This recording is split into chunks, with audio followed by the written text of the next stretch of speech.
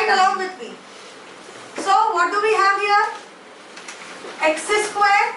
X first, see when there are many different alphabets or many different variables, you will have to choose a variable of your liking. अभी तुझे पता है कि to get this problem in a quadratic form, we need something like ax square plus bx plus c or not, where c is a constant.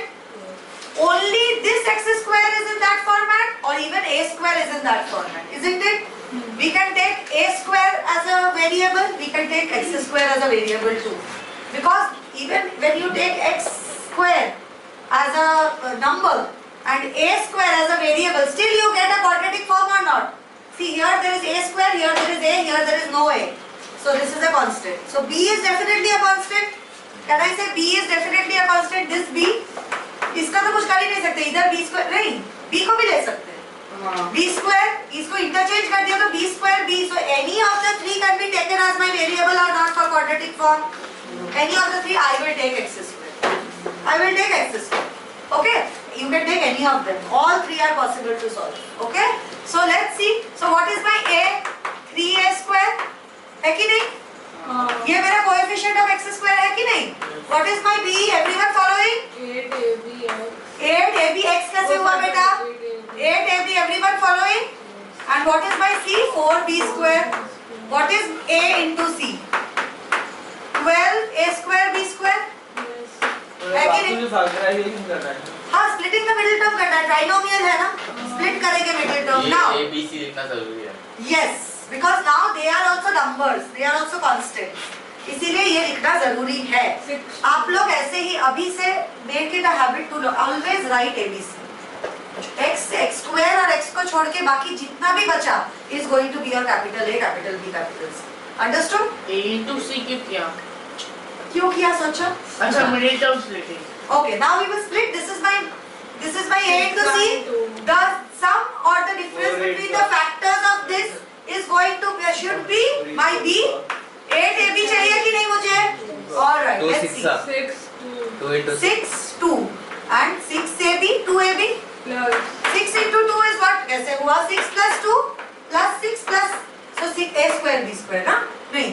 ab. 6 So 6ab plus 2ab are my factors or not? So let's write it down. 3a square x square plus 6ab plus 2ab plus 4b square is equal to 0. क्या common है? सब कुछ common लेना.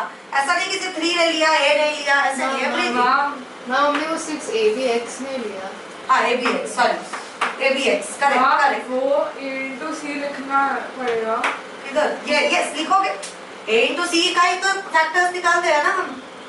What is there a problem in writing a into c? हाँ, write it. No marks for this. This is just your safety net. You will not make mistakes. Understood? Okay. So what are the common things here? 3a. So क्या बचा? a. 3ax is common. So I am left with ax. ax बचा कि नहीं? Yes ma'am. Plus 2b plus इधर क्या common निकलेगा? 2b common है कि नहीं? So I am left with what? ax plus 2b is equal to 0. Now what are common things here? ax plus 2b. Everyone got till here? Yes ma'am. 3ax plus 2b. Now what can I say? Both of these are factors of x. What are the factors of x? Each of this part of the equation, each of the factor has to be equated with 0 or not? Alright, so ax plus 2b equals to 0. Therefore, x is equal to minus 2b upon a, and 3ax plus 2b also equals to 0. Therefore, solve करोगे तो मिलेगा minus 2b upon 3a. These are your answers. Let's see if all of you got this answer. Easy है कि नहीं? x but if in case if we are not taking x as constant, then we find a और b क्या terms होंगे? हाँ, अगर एक term ढूंढ रहे हो तो फिर आप लोग का capital A capital B capital C change हो जाएगा. वो x और a के टर्म्स में मिलेगा. अगर c के टर्म्स में कर रहे हो या x a के टर्म्स में कर रहे हो तो x और b के टर्म्स में मिलेगा. है कि नहीं? बट ये सेम होगा. सेम आंसर आएगा बेटा, x का वैल्यू सेम ही आएगा. Okay. Always. If you want, you can try it out. Question number 6(1). Understood everyone? Anyone has any doubts, any questions? आया सबको आंसर? आरव खत्म करो बेटा सब. Ma'am, मतलब x का value can be either of those, right? No, it's both. It can be either, but it is both.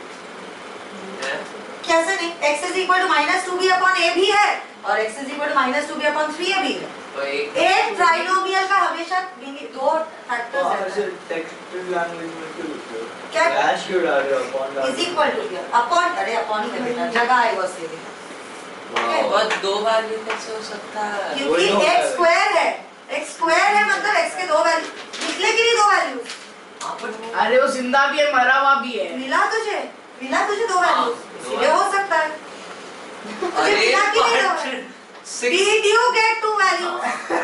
इसीलिए तो हो सकता है. अरे पर 6 के दो वैल्यू कैसे हो सकते हैं? 5 के दो वैल्यू इसीलिए because इसीलिए 6 है क्या x? नहीं, x is a variable or constant? Variable. Variable can have any number of values. Why? Because it's a variable. It can be 1, it can be 2. It's a variable, बेटा. It's not a constant. Variable मतलब ही जो change होते रहता है. इसीलिए हमें ढूंढना पड़ता है. नहीं तो तू बता दे x है ना?